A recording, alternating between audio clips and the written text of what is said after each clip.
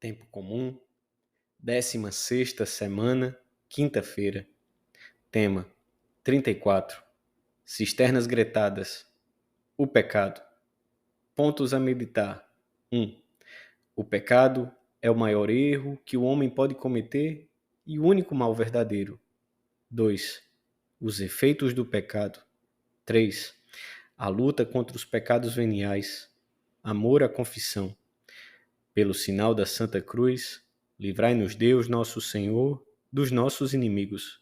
Em nome do Pai, do Filho e do Espírito Santo. Amém. Meu Senhor e meu Deus, creio firmemente que estás aqui, que me vês, que me ouves. Adoro-te com profunda reverência. Peço-te perdão dos meus pecados e graça para fazer com fruto este tempo de oração. Minha Mãe Imaculada, São José, meu Pai e Senhor, meu anjo da guarda, intercedei por mim.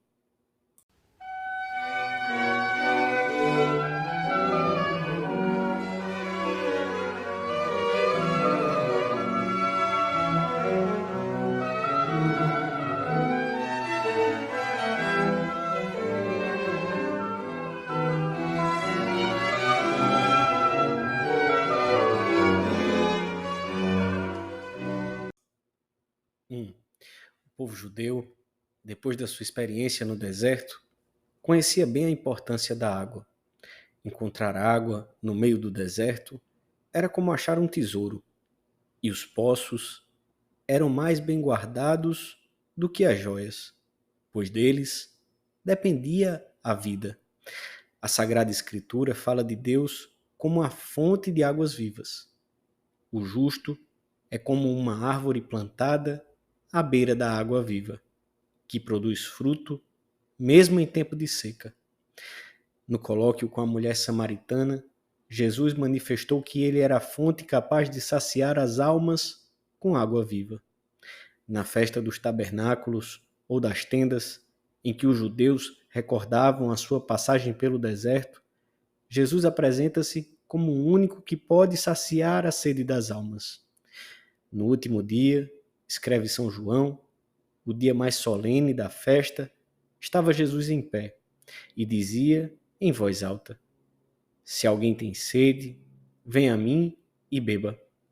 O que crê em mim, como diz a Escritura, do seu seio correrão rios de água viva. Só Cristo pode acalmar a sede de eternidade que o próprio Deus pôs nos nossos corações. Só Ele pode tornar fecunda a nossa vida.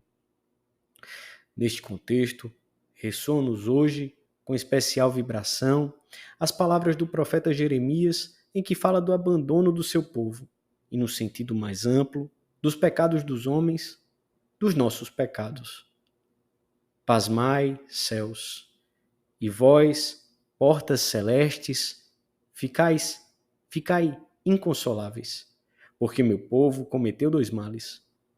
Abandonou-me a mim, que sou fonte de água viva, e cavou para si cisternas gretadas, que não podem reter as águas. Todo pecado é uma separação de Deus. Abandona-se por nada a água viva que salta para a vida eterna. É uma tentativa frustrada de acalmar a sede com outras coisas. E é a morte. É o maior equívoco que o homem pode cometer. É o autêntico mal, pois arrebata a graça santificante, a vida de Deus na alma, que é o dom mais precioso que recebemos. O pecado é sempre desperdício dos nossos valores mais preciosos. Esta é a verdadeira realidade, mesmo quando parece que precisamente o pecado nos permite obter êxitos. O afastamento do Pai traz consigo uma grande destruição em quem o leva a cabo, em quem viola a vontade divina e dissipa a herança recebida. A dignidade da própria pessoa, a herança da graça. O pecado transforma a alma num verdadeiro terreno pedregoso, onde é impossível que a graça cresça e as virtudes se desenvolvam. Converte-a em terra seca, endurecida, cheia de espinhos, como nos mostrava o evangelho que lemos ontem e que voltaremos a considerar amanhã. O pecado, o abandono da fonte de águas vivas para construir cisternas gretadas, significa ruína do homem.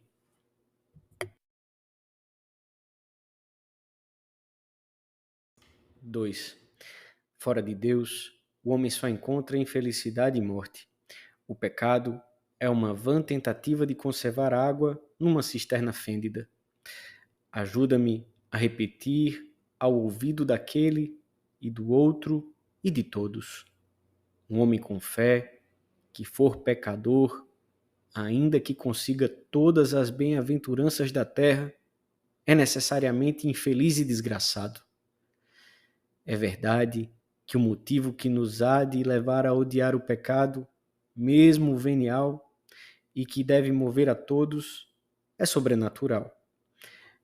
Que Deus o detesta com toda a sua infinitude, com ódio sumo, eterno e necessário, como o mal oposto ao infinito bem. Mas a primeira consideração que te apontei acima pode conduzir-nos a esta última. A solidão que o pecado deixa na alma deve também levar-nos a lutar contra ele. Não sem razão se disse que, com muita frequência, o caminho do inferno já é um inferno. O pecado endurece a alma para as coisas de Deus. No Evangelho da Missa, Jesus diz, citando o profeta Isaías: ouvireis com os vossos ouvidos e não entendereis. Olhareis com os vossos olhos e não vereis.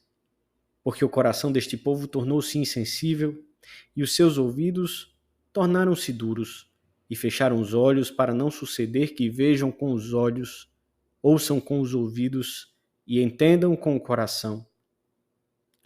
Basta lançar um olhar ao nosso redor para ver com pena como estas palavras do Senhor são também uma realidade em muitos que perderam o sentido do pecado e estão como que embrutecidos em face das realidades sobrenaturais. O pecado mortal afasta o homem radicalmente de Deus, porque priva a alma da graça santificante, faz perder todos os méritos adquiridos pelas boas obras já realizadas e impede de receber outros novos. Submete, de certo modo, a pessoa à escravidão do demônio. Diminui a inclinação natural para a virtude de tal maneira que cada vez se torna mais difícil realizar atos bons. Por vezes, afeta também o corpo, causa faltas de paz, mau humor, desânimo, pouca vontade para o trabalho. Provoca uma desordem nas potências e sentimentos. Ocasiona um mal para toda a igreja e para todos os homens e separa-os deles, ainda que externamente não se note. Assim, como todo justo que se esforça por amar a Deus eleva o mundo e cada homem, todo o pecado arrasta consigo a igreja e, de certa maneira, o mundo inteiro. Por outras palavras, não há nenhum pecado, mesmo o mais íntimo e secreto, o mais estritamente individual, que diga respeito exclusivamente àquele que o comete. Todo pecado repercute com maior ou menor veemência, com maior ou menor dano, em toda a estrutura eclesial e em toda a família humana. Todo pecado está íntima e misteriosamente relacionado com a paixão de Cristo. Os nossos pecados estiveram presentes e foram a causa de tanta dor. E agora, no que depende de nós, crucificam novamente o Filho de Deus. Como ele nos ama, quanto sacrifício, quantas penas não passou para nos salvar, desde o presépio até a cruz. O que nos dizem os mistérios dolorosos do Rosário, as estações da Via Sacra, a cruz, os pregos e a lança, as feridas? O Senhor sofreu tudo isso por nós, por cada um de nós, unicamente para nos abrir o acesso ao Pai, para nos obter o perdão dos pecados e o direito de possuirmos a vida eterna.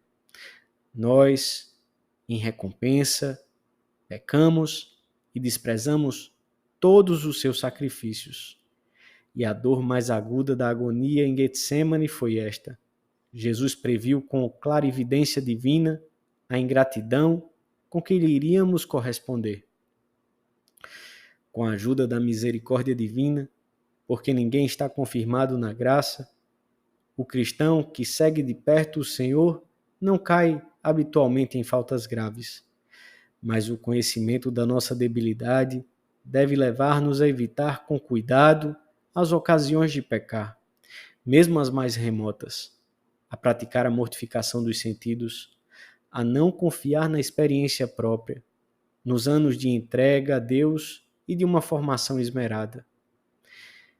Temos de pedir ao Senhor que saibamos detestar toda a falta deliberada, que nos dê finura de consciência para não perdermos o sentido do pecado, essa tremenda realidade que parece alheia a uma boa parte da sociedade a que pertencemos, porque deu as costas a Deus.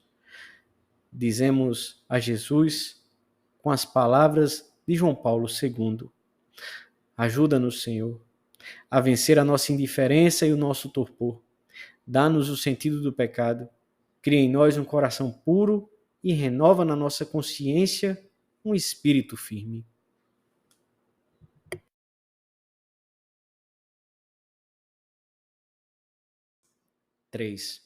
Para armarmos uma luta decidida contra o pecado, é necessário que reconheçamos, sem desculpas, os nossos erros diários, chamando-os pelo nome, sem procurar justificações que bloqueariam a contrição e a luta por evitá-los.